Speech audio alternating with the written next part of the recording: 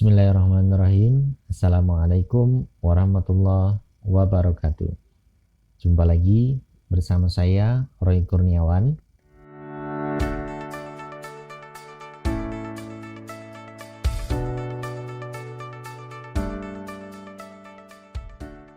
Ya, pada kesempatan kali ini kita akan belajar memahami prinsip kerja subscriber internet telepon. Ya, langsung saja kita masuk pembahasannya. Oke, yang paling pertama, apa sih di pikiran kita pada saat menemukan kata-kata subscriber? Subscriber ini sebenarnya kata dari Asymmetric Digital Subscriber Line atau disingkat ADSL.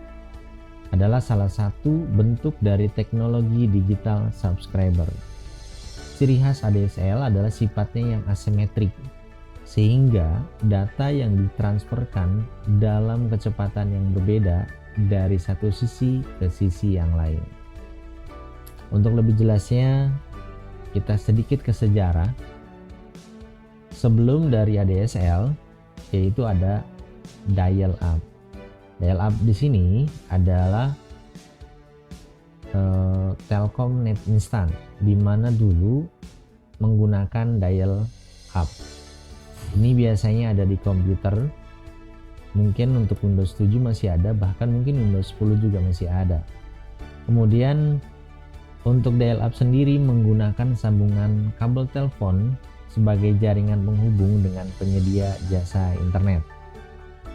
Hanya saja dial up sendiri masih banyak kekurangannya. Salah satunya adalah rendahnya kecepatan dalam mengakses internet, terlebih pada waktu merupakan waktu sibuk atau office hour. Jadi agak sedikit, ya mungkin karena teknologi waktu dulu agak sedikit rendah ataupun belum maju seperti sekarang, jadi teknologinya atau kecepatan internetnya sangat rendah.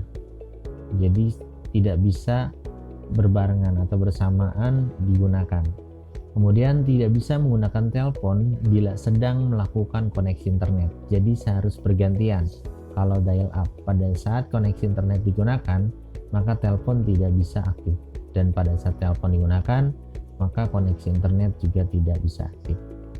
Kemudian kelemahannya adalah tarif dial up yang masih berdasarkan waktu dan mahal. Jadi kalau zaman dulu mungkin banyak sekali orang tua pada saat kita menggunakan telepon akan marah, apalagi kalau lama, karena tarifnya akan berdasarkan waktu. Seperti itu ya. Oke, lanjut ke slide selanjutnya. Kita beralih ke sistem yang kedua setelah sejarah dial up naik, kemudian berevolusi dengan modem ADSL yang sebelumnya di awal yaitu Asymmetric Digital Subscriber Line. Dan ini salah satu contohnya yaitu modem ADSL yang mungkin kita di sekolah masih bisa melihat, atau mungkin bahkan yang kelas 12 sepertinya sudah pernah menggunakan dan juga men-setting sebuah modem ADSL ini. Jadi ini biasanya digunakan untuk access point ya. Tetapi kalau kita lihat di sini, di pojok sini ada sebuah lubang kecil. Ini adalah untuk saluran kabel telepon dengan bertuliskan ADSL. ADSL di sini kita perjelas di sebuah slide selanjutnya. Biasanya digunakan dengan nama baru, awalnya Telkom Net Instant, kemudian berubah menjadi Telkom Speedy, di mana biasanya kita menemukan di jalan, di tiang Telkom itu ada sebuah kotak ya. Ada sebuah kotak dengan kabel yang begitu tebal, dan ini adalah jalur telepon. Dan kecepatannya pun di sini hanya 1 mega. Kemudian Telkom Speedy terus meningkatkan atau bisa bilang memperbaiki sampai kecepatan maksimum bisa 5 mega. Dan ini mungkin kalau zaman sekarang sudah tidak bisa dibilang tidak cepat gitu, karena kecepatan sekarang tuh rata-rata bisa 1 Gbps gitu. Nah, cuma untuk teknologi atau zaman dulu, telepon speedy ini termasuk yang sangat digandrungi atau banyak yang digunakan. Hampir rata-rata orang menggunakan ini. Teknologi dulu pun seperti game, kemudian seperti YouTube, seperti Facebook, dan sebagainya, browsing, semua itu kecepatannya tidak besar, tidak membutuhkan koneksi-koneksi yang besar. Ya. Jadi speedy ini berkembang terus gitu. Nah, kalau kita artikan ADSL ini, pengertian adalah singkatan dari Asymmetric Digital Subscriber Line, yang merupakan perangkat aktif jaringan pelanggan yang digunakan mendukung implementasi multimedia broadband yang menggunakan satu kabel tembaga. Jadi di sini kabel tebal ini di dalamnya adalah sebuah tembaga yang menyalurkan koneksi internet dan juga telepon. Oke, kita lanjut ke slide selanjutnya, yaitu perkembangan dari ADSL. Yang ketiga yaitu ADSL 2+ dan STB. Dengan nama baru juga, Speedy kemudian dihilangkan dengan wajah baru, yaitu dengan nama IndiHome. Ya.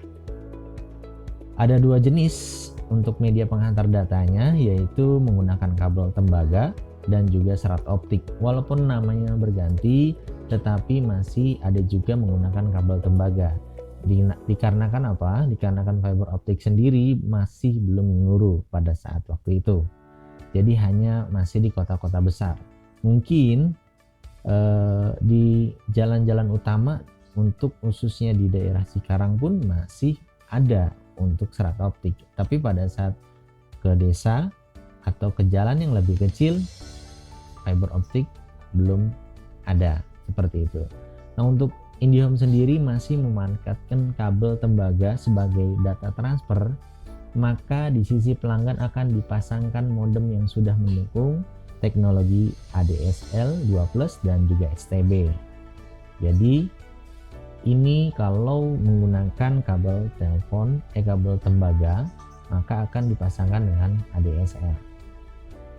Kemudian IndiHome juga yang satunya adalah, sedangkan IndiHome yang sudah menggunakan fiber optik atau yang tercover dengan fiber optik, maka sebagai penghantar datanya pelanggan akan dipasang STB dan perangkat ONT.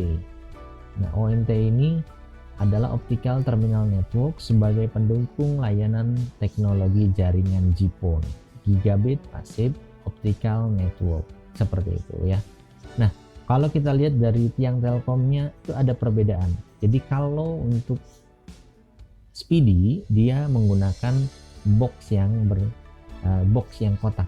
Sedangkan kalau untuk FO biasanya menggunakan seperti ini, seperti opal, ya. Dan dia pun dengan kabel yang tipis seperti optik gitu ya. Seperti di sini nih. Nah, di sini pun untuk fiber optik sendiri sangat jauh jangkauannya, sedangkan Speedy semakin jauh maka akan semakin lemah dari jangkauan ataupun koneksi internetnya. Oke, selanjutnya kita masuk ke cara penggunaan ADSL. Yang paling pertama adalah tersedianya perangkat ADSL. Yang kedua adalah pemeriksaan keberadaan nomor telepon yang disediakan Telkom Indonesia.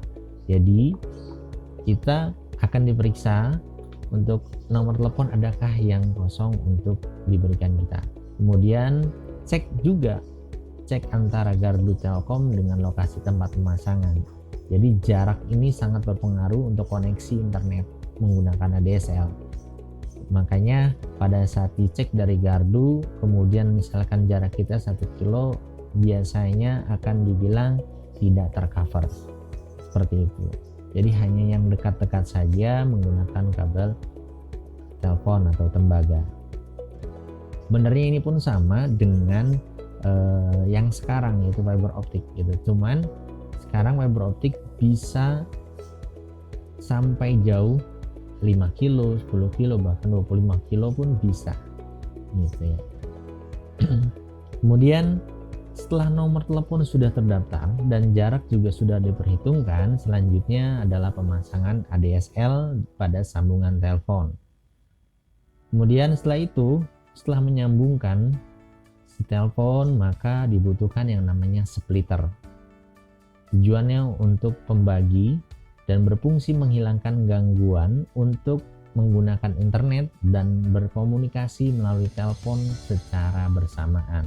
Artinya, si ADSL ini bisa digunakan secara bersamaan. Yang satu menggunakan internetnya, yang kedua bisa menggunakan teleponnya. Jadi dua orang ini bisa melakukan secara bersamaan. Kelebihan dan kekurangannya adalah pembagian frekuensi. Ini untuk kelebihannya adalah pembagian frekuensi menjadi dua, yaitu frekuensi tinggi untuk menghantarkan data atau internet. Yang kedua, sementara frekuensi rendah untuk menghantarkan suara dan faksimal. Jadi masih bisa seperti ini. Kemudian untuk masalah kekurangannya, itu berpengaruh jarak pada kecepatan pengiriman data. Jadi pada saat mungkin zaman waktu itu bisa dibilang bahwa ada sedikit nge-lag dan segala macam karena koneksinya masih ya kecepatan up 5 MB gitu ya. Dan itu 5 MB sudah paling tercepat di zaman waktu itu. Karena saya merasakannya juga untuk kecepatan gitu. Kemudian semakin jauh jarak antara modem dan komputer atau saluran telepon kita dengan digital subscriber line access multiplexer yang terdapat di gardu telepon, maka semakin lambat pula kecepatan internet. Jadi tidak disarankan untuk penggunaan ADSL jauh dari gardu telepon atau dari tiang-tiang telkom. Kemudian penggunaan tembaga memang masih dominan digunakan karena kabel serat optik masih belum merata, dan sampai saat sekarang pun kabel fiber optik belum merata. Hanya di kota-kota besar saja yang sudah tercover.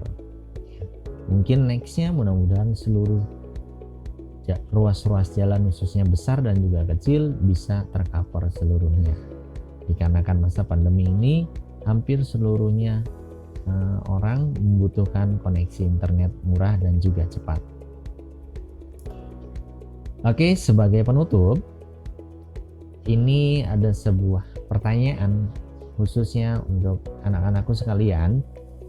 Yang pertama adalah, apa yang terlintas di pikiran kalian pertama kali dengar dengan kata subscriber gitu ya. Jadi pertama kali dengar kata subscriber itu apa yang ada di pikiran kalian? Yang kedua, dilihat dari zaman sekarang teknologi yang pesat, apakah teknologi ADSL atau telepon masih dibutuhkan? Jawabannya ya atau tidak, tulis beserta alasannya. Tulis jawaban di kolom komentar dengan format nama, kelas, dan juga jawaban di atas tadi. Jawaban itu dikirim di kolom komentar youtube.com SMKS Agung di video di SMKHS Agung. Ingat, tulis nama, kelas, dan juga jawaban dua pertanyaan tadi di kolom komentar YouTube. Yang menjawab akan mendapatkan nilai untuk tambahan di lapor. Oke, sampai di sini dulu. Terima kasih. Mohon maaf segala kekurangannya. Assalamualaikum warahmatullahi wabarakatuh.